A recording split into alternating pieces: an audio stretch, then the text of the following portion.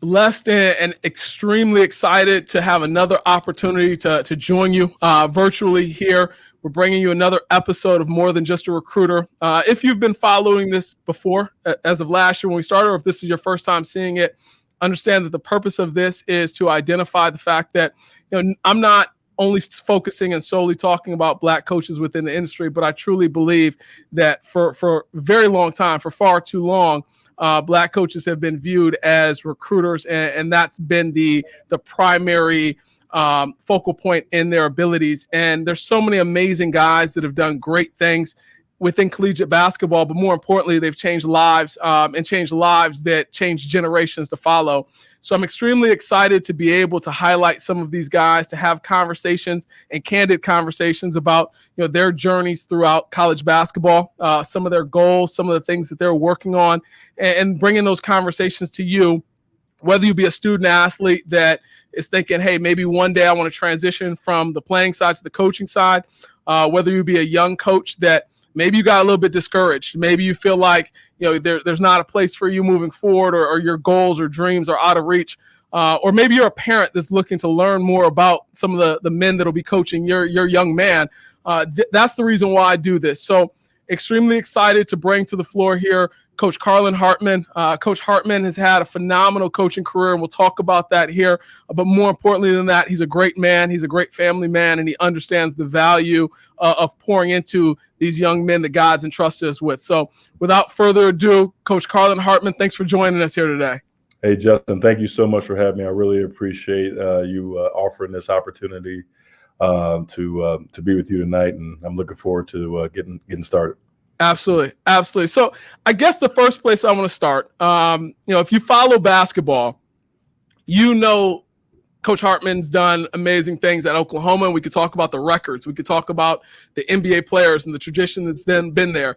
We could talk about your playing history, right? We could talk about what you did at Tulane and being, one of the top players to ever play there. But a lot of people just don't know outside the lines, outside that 94 feet of competition, whether it be a player or a coach.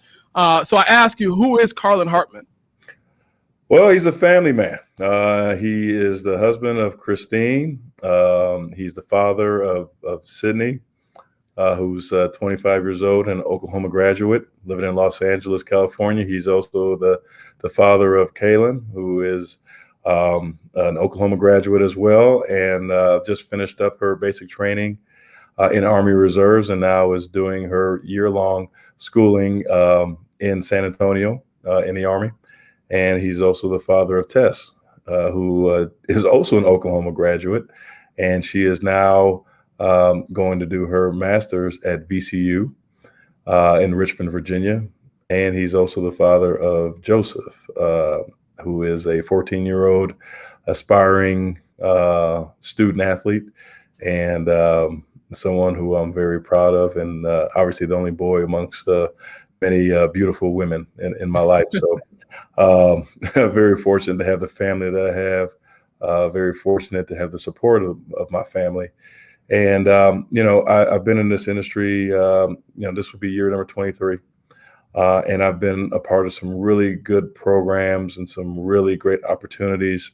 It was funny, I was thinking about it the other day, Justin, just in terms of my career. And this will be the 5th time I've been with a first-year head coach throughout my coaching career.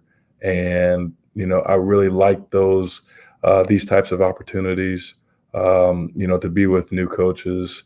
And when I was younger, neither of us, neither Chris Mooney or myself knew what we were doing. He was a second-year head coach.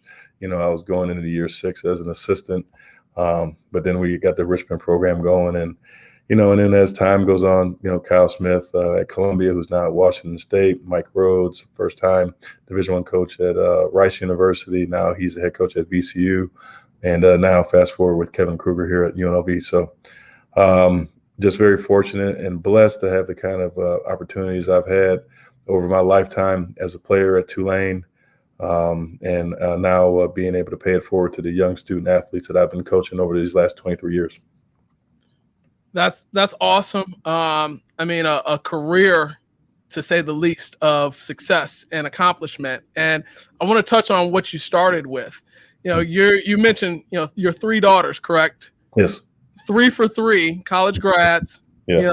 all Oklahoma Sooners, but I'm looking more at the success on the academic side. So obviously there's a strong focus within the family on the importance and the value of education. So I want to tell you that's a major congrats to have your daughters matriculate through the way that they have, and some of the things that you touched on. I think your daughter for her service. I think that's thank you. That's something that it's service of giving of oneself for the good of others. I think that's something that it's.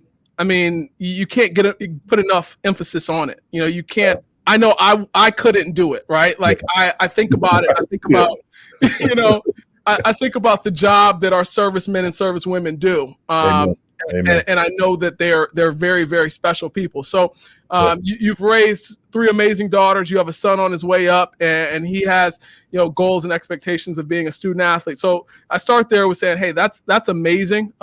First and foremost. Well, it also began. I got to just cut you off. I kind of brushed through the most important person in my life, and is my wife, Christine. She's the matriarch of the whole deal. Yep. And you talk about the educational piece. I mean, obviously, we're big on educators and so forth. I'm a Tulane grad, but her and I met at Tulane. She ended up transferring, and she did not get her degree until later on in life while we were married. So she ended up getting her bachelor's at the University of Richmond, where I coached at, and then her master's at Columbia University, another place where I coached at. So, a lot of the credit goes to, I think, us as parents for what our kids have end up doing and being as fine young women in society and where they're going in their lives. But a ton of credit goes to my wife, for all of her sacrifice of, not just, again, being a matriarch of our family, but also the support that she's given me as her husband and as a basketball coach in our industry, which, as you well know, this is not the easiest of businesses when it comes to being able to raise a family, being able to just have stability and so forth. We've moved. This is now move number 5 for us. We lived in some great places. Started out in Houston, went to Richmond, Virginia, and then from Richmond back to Houston to Norman, Oklahoma, and to now here in Las Vegas. So, I thank God for her, and I thank God for my kids and all their support throughout this entire journey that we've had. So I just wanted to stop you right there, because I would be remiss if I didn't talk a little bit more about her in depth.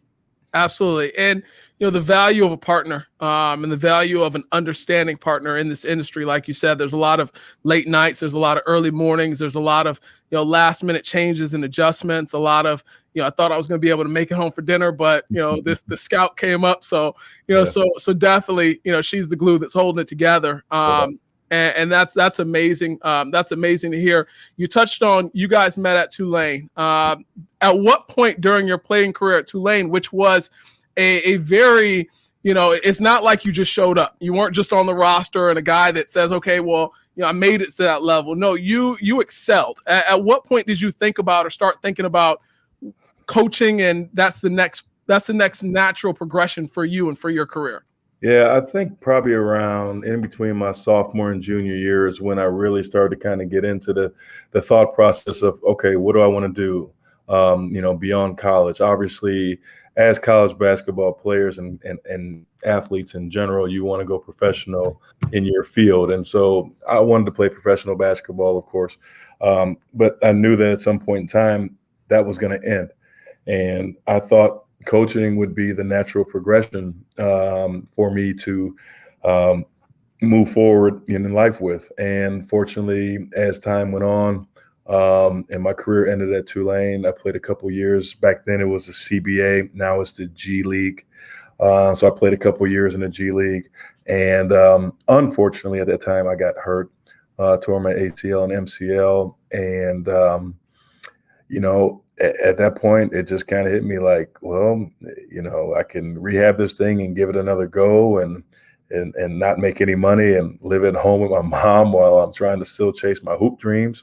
Or I can, just start to, look and see where I can hopefully find myself a coaching opportunity or at some entry level position. And so I think it was between my sophomore and junior year at Tulane when I started to realize, and I started to talk about it with our head coach, Perry Clark, and our assistant, Ron Everhart, who recruited me to Tulane out of Buffalo. And I just kind of leaned on those guys. And I try to do a lot more things as a player, like in terms of leadership roles, whether it be, obviously being a captain the last couple of years of my career there, but also just whether it be film study or, different things like that with Coach Clark and with Coach Everhart, and just learning the nuances of the industry.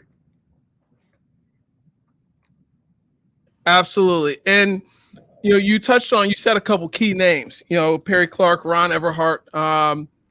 I'd be remiss not to mention those guys along with Coach Kruger. You have had an amazing, and those are just three of the many guys that we could point out that you've worked with and worked for that, sit on that list of phenomenal college basketball coaches over the last 50 years. With that being said, outside of some of the guys that you coached for, coming into the industry 23 years ago, being a Black man looking at advancement and growth and, wanting to make this a true career, not just a stop along your journey, who are some of the mentors and people that you leaned on to help navigate you through this process? Yeah, that's a really good question. I'll start in just high school. I mean, I had so many people around me, and I'll name drop here.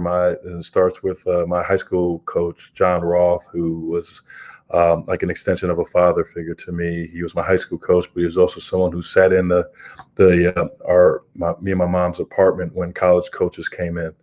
Fadri Ansari, who was a Buffalo legend and the current head coach at Buffalo State right now, Reggie Weatherspoon, current head coach at Canisius College, Mickey Walker, it's so many guys, Coach Hamilton, from Niagara Falls. And I had so many guys, in my life at that time in Western New York that, helped get me to Tulane. I'd be remiss if I didn't mention those guys. And moving forward, just, in life, my first job was at Rice University as third assistant. And at the time it was a restricted earnings position. And this was back in 1997. And the restricted earnings position was essentially an assistant coaching title, but you didn't have the same other types of opportunities that the other assistants had. Only two assistants can go on the road along with the head coach. So you only had three of the four coaches that can go on the road. And so I was the low man on the totem pole, the third guy. But it was a great opportunity for me. It was my first job. I didn't care how much it paid, and it didn't pay that much. It was $18,000, but it came with a car, and I was able to do it. At the time, Rice was in the WAC, so it was a really good league, 16-team conference with a bunch of really good teams that included Utah and Baylor and so many of the elite programs today that were in that conference at the time. And so I worked under head coach Willis Wilson, who to this day has become one of my biggest advocates and someone who I consider a trusted friend and a mentor and somebody who I will always appreciate, not only giving me that opportunity, but taking me under his wing. That I learned so many different things from a lot of the people that I work with over the course of my 23 years in this industry. Coach Wilson taught me professionalism. He taught me how to, engage and have a really good dialogue with people.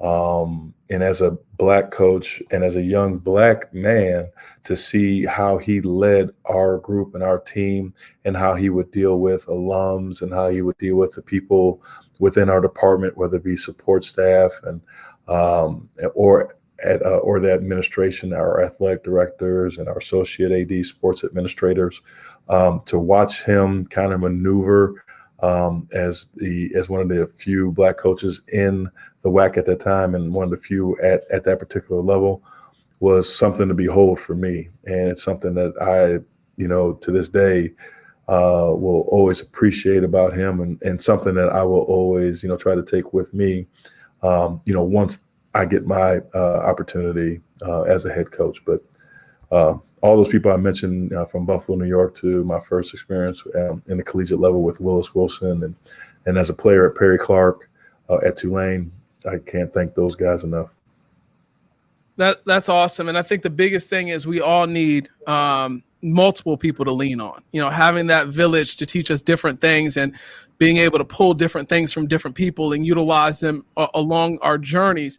I think that's big time. And it's great to hear that you had, the support and you had those guys to lean on.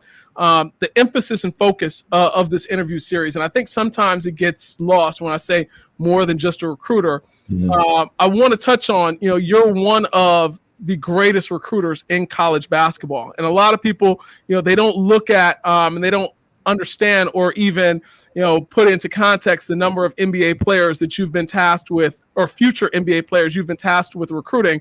But along the lines of this show title, More Than Just a Recruiter, it's not just recruiting and getting them on campus. It's the development and getting them from where they're at today to preparing them for their next journey and for the rest of their lives. So, when you've been tasked with recruiting these numerous future NBA players and then the development of them, talk to me a little bit about how important it is for you, the development and your focus on player development, and why that's made, you special throughout your career.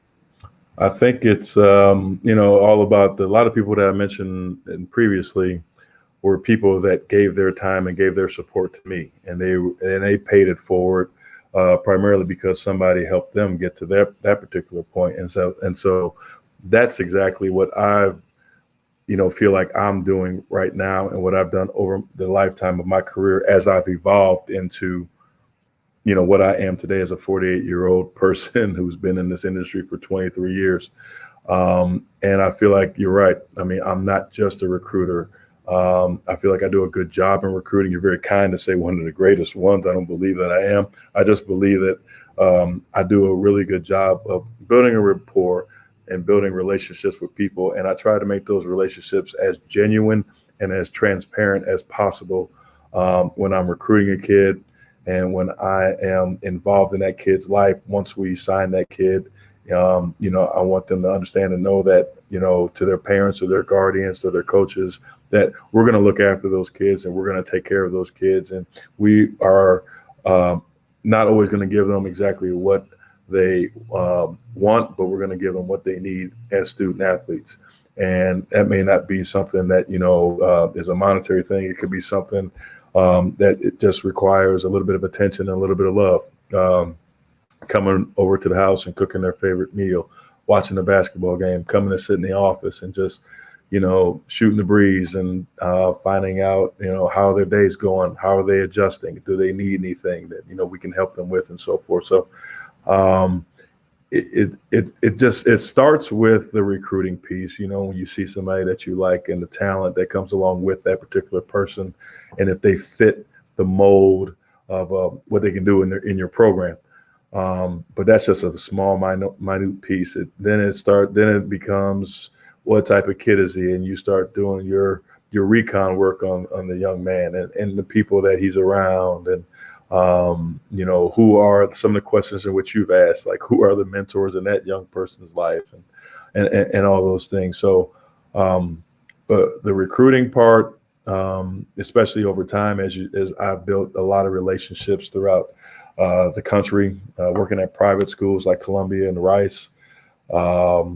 You have to develop ties to not just the New York City and the Houston area, but you got to do it all over the country, basically because of the academic restraints at those schools. So I've been very fortunate to be able to have a lot of the connections throughout the course of time, and a lot of it's in the southwestern part of the country where I went to school and where I coached at, and also in the Midwestern part. But it's also, recruited kids from Canada, recruited kids from Australia, Finland, and the list, kind of goes on. But I'm very fortunate, again, to, you talk about the NBA guys, so far I've been fortunate to have eight guys that have played in the NBA. Hopefully, we'll have a ninth here this summer in Austin Reeves that just left us at Oklahoma. But there's been so many guys that have gone on to play professional basketball throughout the world and throughout the country that, we've been very blessed to be a part of. And that's been at a lot of the stops that I've made. So I guess I'm most proud of the relationships that I've built and that I've continued to build throughout time with the kids that I've coached. Now I'm getting to the point where the young men that I've coached are not only getting married, they're having kids. Their kids are going into high school, so I'm starting to now recruit some of their offspring and so forth. And it's just great to be a part of this college coaching fraternity because you see a lot of things come full circle when you've been in it as long as I have. That's amazing. Longevity it's not afforded to those that don't do a good job. So, that in and of itself shows, the magnitude of the success that you've had. And to touch on some of that success, the last 5 years you were on Coach Lon Kruger's staff at Oklahoma. Yep. Four straight years that there was an NCAA tournament. Obviously, we missed, last year's, but you guys made the NCAA tournament the last 4 years. So there's a long track record of continued success. And I'm big on consistency. I'm big on, not being good just some of the time, but, being consistent in your pursuit of excellence.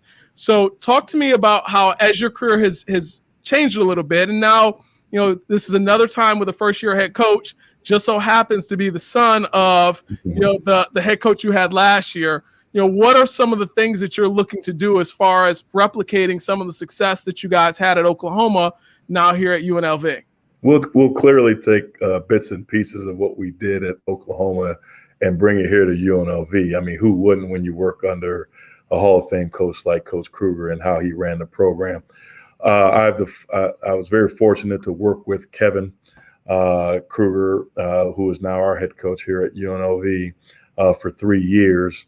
Our first 3 years at Oklahoma, we were on staff together before he came out here. It was an assistant to pass the previous 2 years here at UNLV. So we have a rapport, we have a relationship, we have a really good relationship. There were a lot of times, whether it be after a ball game or just in the off season, where we're constantly just talking and throwing things out, talking about recruiting, talking about family, talking about whatever.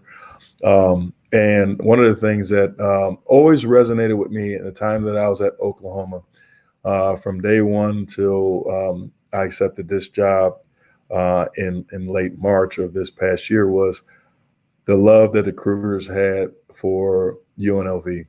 And we would always come out when we were at Oklahoma, and we would play Oregon in a secret scrimmage here at UNLV in the Mendenhall Center, which is a phenomenal practice facility where USA basketball practices, where the NBA Summer League takes place. And so they always talked about their affinity for Las Vegas. They always talked about, the program and what it meant to them.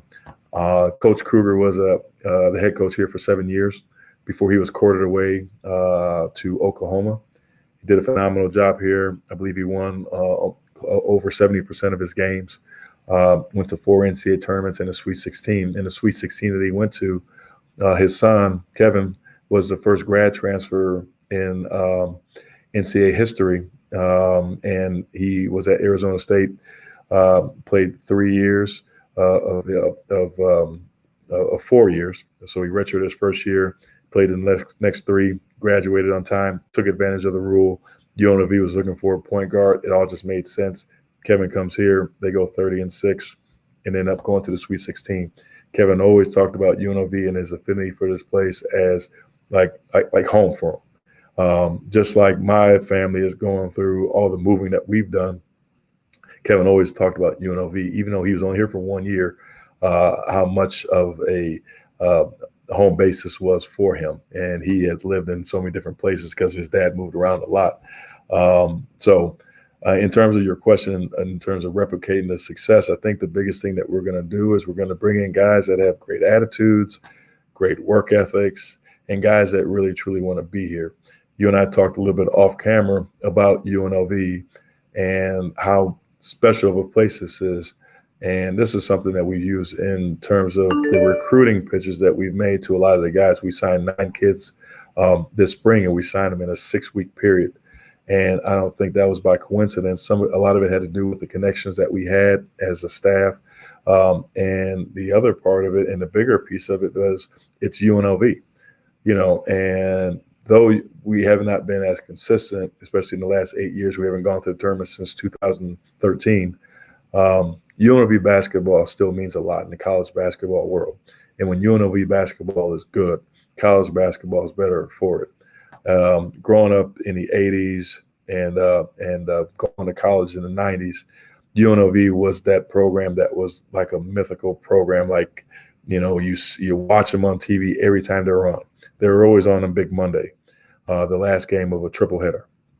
Or they'd be on 2 Saturdays every single month playing a high major opponent, like 1 versus 2 when they played Arkansas at Arkansas, and they were the undefeated UNLV team with the Larry Johnsons and Stacey Augmans, Greg Anthonys, all those people. So, we understand the history of what UNLV basketball is. We understand the job that is in front of us and what lies ahead, and we're ready for the challenge. And I'm looking forward to, getting this program back to prominence. And I've said this, in numerous interviews since I've been here, that UNLV basketball, deserves to be back, in the top half, upper echelon of, college basketball programs. What Gonzaga has done over the last 20, 25 years has been incredible. That's what UNLV basketball was, in the 70s and 80s and early 90s. And so we're looking forward to, the challenge of getting it back to where it was. And we're going to replicate it with consistency, transparency, and a great work ethic. And we're going to get the right people in here that believe in what we believe in. That's amazing. And I think for a lot of the younger players that weren't around, they're going to walk away from this and they'll be Googling the Runnin Rebels with Larry Johnson and Stacey Augmon and Greg Anthony and what's his name from Detroit? Anderson Hunt. I mean, they play basketball and we love to watch, that high level, high caliber basketball. And as Americans, we cheered for the underdog, right? Even undefeated UNLV was always the underdog if they were playing against, a blue blood or playing against a Power Five, as they're called now, opponent. So as Americans, we wanted to see UNLV win. And it's interesting to hear you talk about getting back to that. But even more interesting, it's interesting to hear, you signed 9 guys in 6 weeks. So essentially, 6 months of work was done in 6 weeks. And part of that was necessitated by COVID-19. Obviously the world had to adjust. The basketball world had to adjust even more. You guys had some major adjustments at Oklahoma, dealing with quarantines and dealing with all of the things that you dealt with. Yep.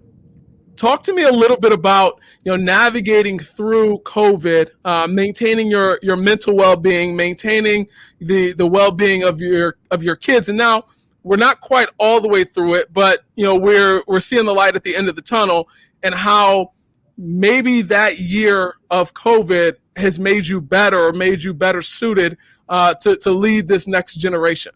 That's a good point. And obviously, you're talking about an unprecedented pandemic that happens once every couple hundred years, and dealing with it, throughout the course of all of 2020 or most of 2020 into the basketball season, and all the different testing. Our guys, and I'm just speaking as when I was at Oklahoma, the amount of times that we would have to test per week. Sometimes it would be 3 to 4 times, in a week, just to be able to play a game or just to be able to practice.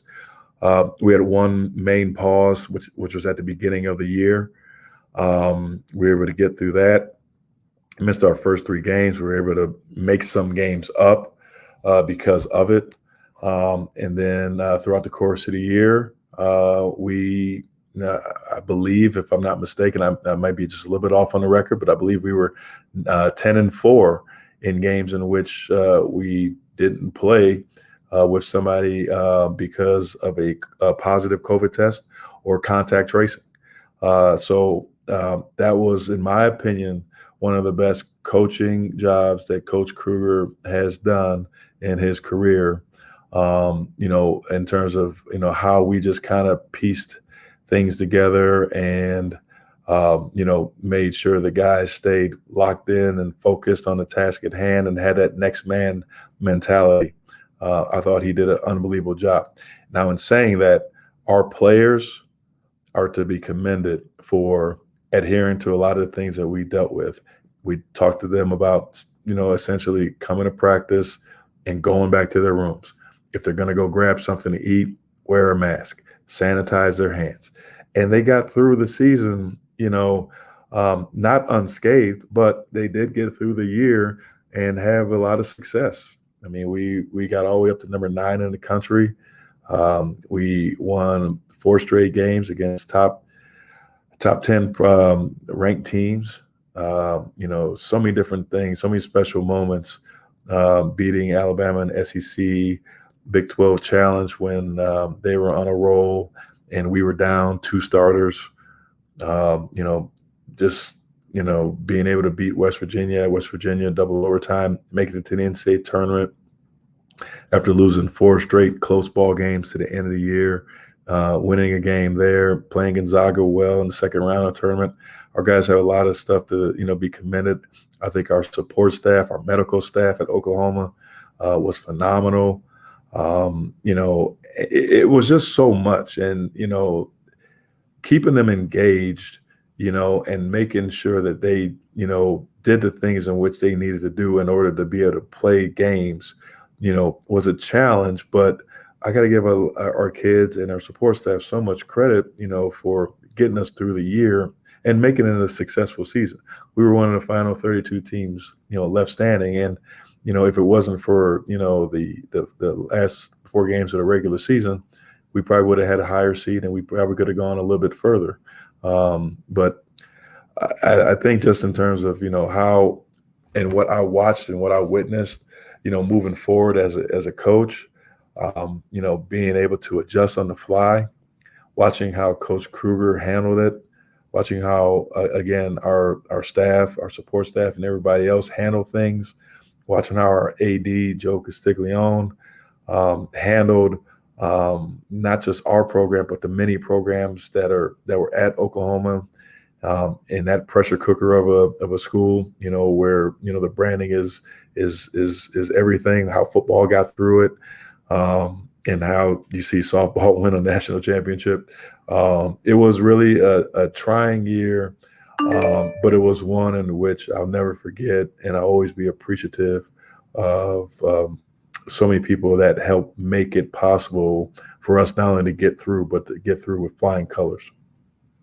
Yeah, that's amazing, and I think that you touched on the biggest part of it is being able to adjust and being able to navigate through the unforeseen, the unexpected, and the unimaginable, and being able to navigate through it and have the success that you guys had was a testament to just the preparedness of the program. And as we think about, and like I mentioned earlier, we're pretty much through the tunnel. We're seeing the light at the end. We're moving into somewhat back to normal. We're going to be back on the road recruiting. The normal visits have started, right? Your unofficial visits, your official visits. Off-campus recruiting has begun. Some of the states are starting their live periods. And then we're going to have our first, AAU or grassroots live period in 2 years coming up here in July. You touched a little bit earlier. I had to write it down. You mentioned the importance of finding character guys that are going to play hard, but ultimately just the right players and the right players for you. When you're out here looking for, future Runnin Rebels, what is the main thing? And I say this more so for the players that are watching and trying to get a little bit of an insight into how to catch, a college coach's eye, and a college coach has done it for a long time and evaluated a lot of kids. What are you looking for when you're out recruiting and when you're out on the road watching these guys play and compete? Well, the talent part, it's again, it's pretty simple. You want to see guys that are good with the ball in their hands. Can they dribble, drive, pass, and shoot it? Are they athletic enough? Can they move laterally? Can they get off the ground quickly? Do they have a nose for the ball when a shot is taken to go and grab a rebound? How are they defensively, on the ball, and do they have awareness off the ball and all those things? I think that's what's going to be important this weekend as we finally get a chance to lay eyes on the kids, like you said, for the first time in 2 summers, instead of, going off of, huddle or going off of highlights. Now we get a chance to watch these guys. I think the biggest thing is we want to see a lot of the things in which I mentioned, but I think the thing that's really, really valuable and important, Justin, is you want to watch, you want to see kids that have a passion for it. How do they handle adversity? How do they handle adverse situations? How do they handle a missed free throw in a critical time? If a game is tied, with a few seconds to play. How do they handle pressure if you're a guard? If you get trapped off of a ball screen, whatever. There's so many different scenarios and so many different cases. Depending on what position you're recruiting, depending on where the time and score of a situation in the game. So it's a laundry list of things. The character part is something that you got to really do a good job of investigating. Not telling anybody how to do their jobs, but I know what's important to me and to Kevin and to our program. Having great kids, having guys that have a passion for what they're doing. Willing to come into the gym and get some work in when we're not around. We get 4 hours in the summer.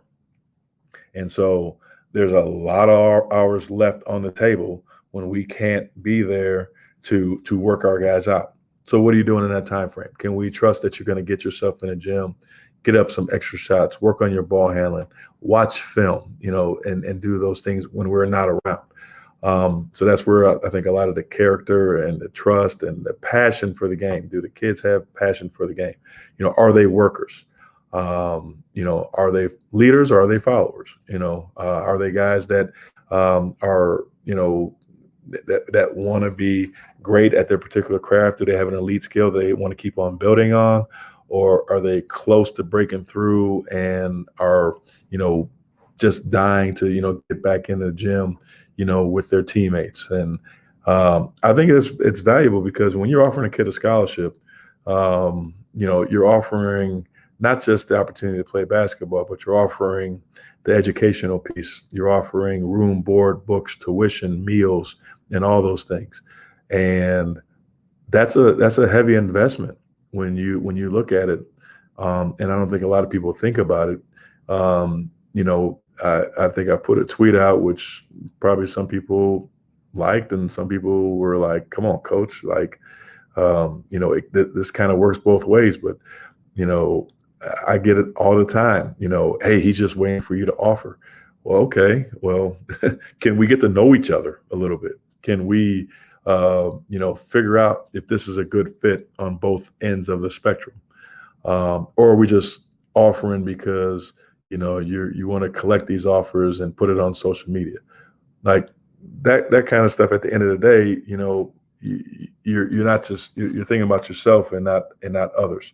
And I know a lot of kids do it, and so I could take a little bit of criticism and a little bit of heat for it, and that's just kind of the way of the world, and that's that's fine, But we like to have sincere conversations and transparent conversations with a lot of the guys that we'll see this weekend. When we come back on Monday, we'll talk to them. And we'll say, hey, we really enjoyed and loved what you did in these particular situations. But we really think, if, you just did X, Y, and Z a little bit better, it can really take your game up to another level. And so some people like that kind of transparency. Some don't. The ones that don't may not be good for UNLV. But the ones that do, and we feel like it's a partnership between student, athlete, and, staff and the university, then those are the ones that we want, and those are the fits that we want here in our program, not only here at UNLV, but what we did at Oklahoma as well.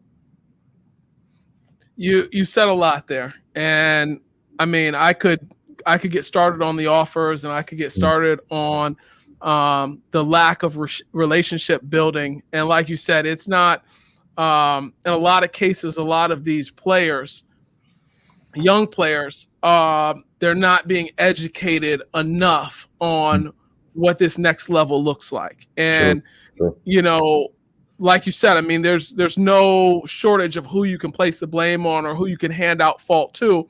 But the reality is there's a large investment that goes into offering a student athlete a scholarship and bringing a student athlete on campus on scholarship. You touched on something that's huge, and I think that not enough people, discuss it or talk about it, or if they do, it's talked about quietly and not as much in the public eye, and that's character. In your situation, that's a conversation that has to be had twice. And I tell guys all the time, there's certain schools that when you go to UNLV, if we can't trust you, if we can't trust you to do the right things, we can't have you in Las Vegas, Nevada, right? Well, and that's 100% accurate there, Justin. 100%. That is so valuable, and that's so important that you mentioned that, because it takes a special human being, to be able to come here and understand, like, you're coming here for a particular reason. Now, I'm looking right at it. My office I look at the Strip every single day. And so do the kids that come on this campus. So if you are all about that particular life, this place may not be for you.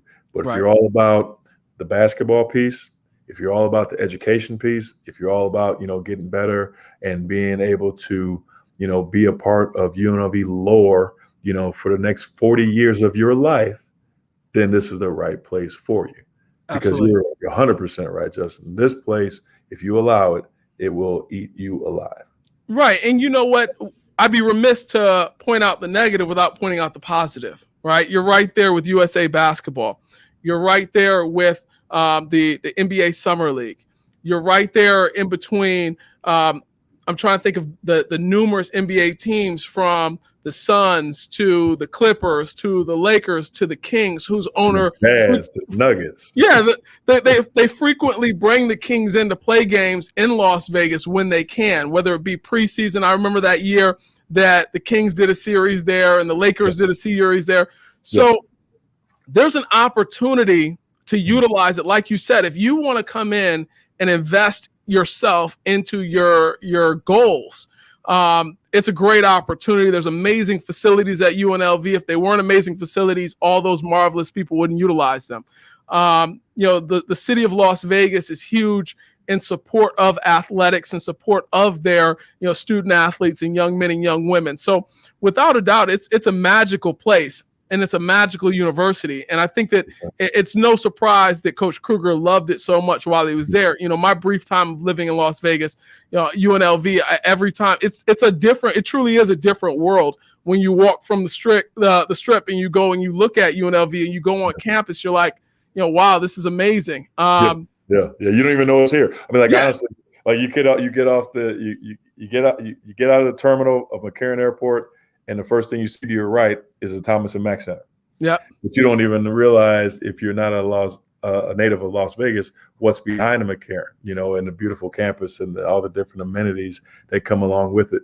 I get joked on quite a bit, and it's kind of flattering in a sense. When Coach Kruger retired, we had some opportunities as a family at other universities and other institutions to come in and be an assistant. And as I looked through the different options that we had over a 72-hour period, it just kept coming back to, where the best place for not only my career, but more importantly for my son, who's going into 8th grade, and these next 5 years is going to be vital and very important in his growth and his development. And we had some pretty good options, but this one made the most sense for me and our family, and for Joseph, my son, for what it's going to look like these next 5 years. Not only that, but then you couple the fact that it's UNLV, and where it has been and where it's going, and with the resources that are at its disposal, it's it could be a game changer. And I believe we're going to do a great job here early on. I don't think this is a rebuild. I think this is something that, it can happen, pretty quickly, because I feel like we really investigated and did a good job with the class of guys that we got coming in. I think we have the right person leading the program in Kevin. And I think with his dad, Coach Kruger, and his legendary status, not just in college basketball, but also here at this university, and the resources in which we have. I mean, this is the program in itself is a high major program with so many different options. So blessed to be here, and then just the opportunity in itself is something that I felt like at the time that we couldn't pass up. That's amazing. And you anchor the conversation on both ends with the importance of family. Yep. You talked about on the front end, the educational success that your daughters have had. You talked about the impact that your wife has had on your life and on your career. And now we're talking about your son as he moves into these pivotal, next 5 years. So it's amazing to hear from you in an industry and in a business that gets so busy. And it's so easy to focus on the recruits or the wins and losses or, making the tournament, whatever the case may be. And for you to tie it all back to your family, that's big time. And that shows a lot of who you are and the type of man you are, and the type of leader you are for the young men that'll come into your program. So that for me, I look at every one of these interviews. My goal is to make sure that somebody out there watching learns something about this person. And it never fails that I learn something myself. I learned multiple things. And you brought so many things to the conversation. I'm excited for you guys at UNLV. I'm excited for you and your success, and I'm excited for your son's success. Like I said, I absolutely loved Las Vegas. My son, to this day, he spent the better part of his childhood in Las Vegas. So, he, at 7 years old, he spent his first 3 years there. Everything is compared to Las Vegas always. Well, we didn't, we had this in Las Vegas. We don't have this. So I know your son's going to have a phenomenal time. And your son, the 7-year-old, he's the one that's boxing right now. Yeah. So he probably did have a good experience out here in Vegas. Man, that's honestly where he picked it up. We would watch the fights together, and I would show him where they fought at. And I think that, a lot of times people don't think about Las Vegas as a family place, but, from Red Rocks to Summerlin to, there's so many things that are, it's a great environment. It's a great place for just families and for people. So I'm excited for you. Thank you. Is there anything that I didn't touch on or didn't ask you today that you'd like to mention? Not necessarily just about you or just about the stops within your career, but kind of, what you're excited about or some of the things you're looking forward to moving forward. Yeah, I'm excited to be here. Obviously, we talked about that, working under the leadership of Kevin and Desiree, Reed Francois and our AD here, and she's been remarkable. I think the other thing that I'm really excited about is being on this side of the country. This is the first job that I've taken in the Pacific time zone, and getting an opportunity to coach out here and see another style of basketball in here in the Mountain West, and us playing a lot of Pac-12 schools as well. I'm excited about that. I'm also excited, I guess, just to continue to, be a part of these types of platforms. If I can just, just for a second, Justin, just talk and touch last summer, you did a series of different tweets about coaches, and you're more than just a recruiter. And one day my name pops up and I'm like, wow, this is pretty cool. Okay. I don't even know this brother here, but he put something out there about me, and I got to, direct message him and thank him for it. And you responded right away. And, I've been looking forward to, getting on here and having this opportunity with you, because I know that you've done this with other coaches. So I'm just, excited to not only be asked by you to do something like this, I'm also excited to continue the work that, we've done in just with social injustice forums. Being a part of Coaches Coalition for Progress, a group that I was fortunate to start with Todd Golden, the head coach at the University of San Francisco, who I work with at Columbia, and now I'm a lot closer to out here. Last year, I was one of the members of BACA, Black Assistant Coaches Alliance in the Big 12. These types of platforms are unbelievable, and they're great for so many different reasons. Obviously, selfishly, it's good for me, as you talked about in the beginning, for people that may not know me to listen to me and to talk, listen to me talk and kind of go through my history and so forth. But I think it's also good for young and aspiring coaches that are just getting into the industry to know that, being in this industry, there's a lot that goes into it. Never compromise your own beliefs, to take a shortcut would be my advice. I think that, when you do that, you make a mistake along the way. Just trust in your ability to be able to, do your work and do it in a very credible manner.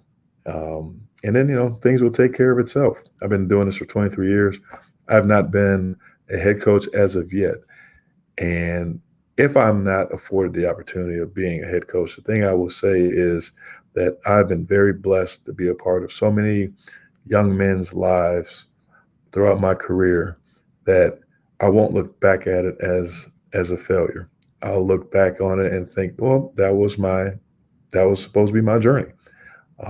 That's what I was supposed to do. I was supposed to help assist, other coaches to, be mentors to these student athletes. And I'm very proud of, the career I've had. I'm very proud and blessed to, have the family that I have.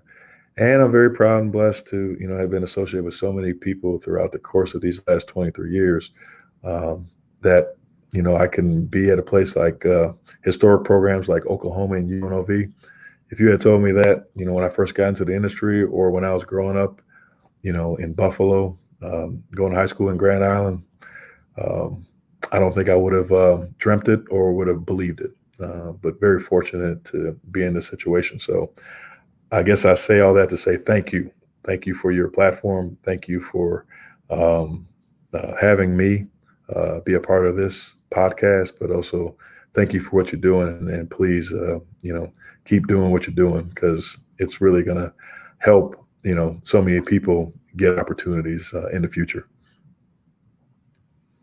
Well, I'll tell you, I'm blessed and thankful for you, and not just that you joined and decided to do this and say, you took my invitation and said, absolutely. And, I'm blessed for that. But more importantly, I'm blessed for you and the example that you set for guys that like me, my children, my sons, people I bump into in the industry that say, hey, I want to be a coach. Where do I start? And to be able to point to somebody that's had the history of not only success, but balance. That's something that I've struggled with throughout my career, the family balance and being able to be there and be supportive of your children and navigate them through their goals and dreams.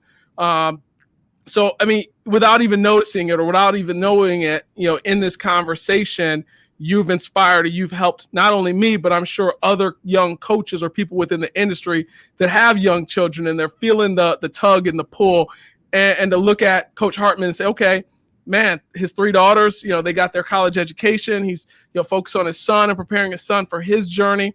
I think that there's so many things that we can look at and be proud of you for, and being a beacon of light and hope for the younger generation and those that follow in your footsteps. So it not only is it very easy to select you and choose you for this point right here, but it's an honor, and I'm blessed to have you. And those that have watched this today, or those that when they do watch it, will be blessed to have seen it.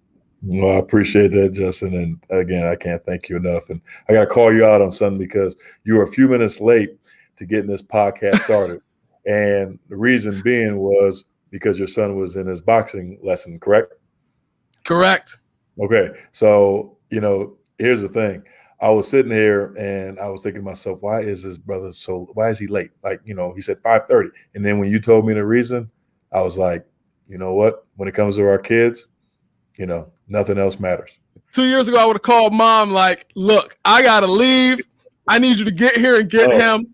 Right. But, it's nothing like our kids finishing up whatever they're doing, whether it's school, whether it's a play, whether it's practice, the joy that they have. And I think that goes into your role as a coach, right? Like, we want to put our players in the hands and the tutelage of people that understand the value of their growth and maturation beyond what they're capable of doing on the 94 feet. But their growth and maturation as young men, especially young Black men. So, like I said, I can't thank you enough. I appreciate everything. I'm looking forward to continuing our relationship. And now I have somebody to call when I'm at, summer league and I want to watch some basketball. Hey, Coach, come on down and watch this with me. Please do. You got to make sure that you come through. And I look forward to, like you said, just a continued dialogue. And obviously, if there's anything I can ever do on my end, please let me know. And if you want to do this again with some other coaches, I'd be more than happy to jump on with you. I appreciate you. Thank you so much, Justin. Have a great night, Coach. You too.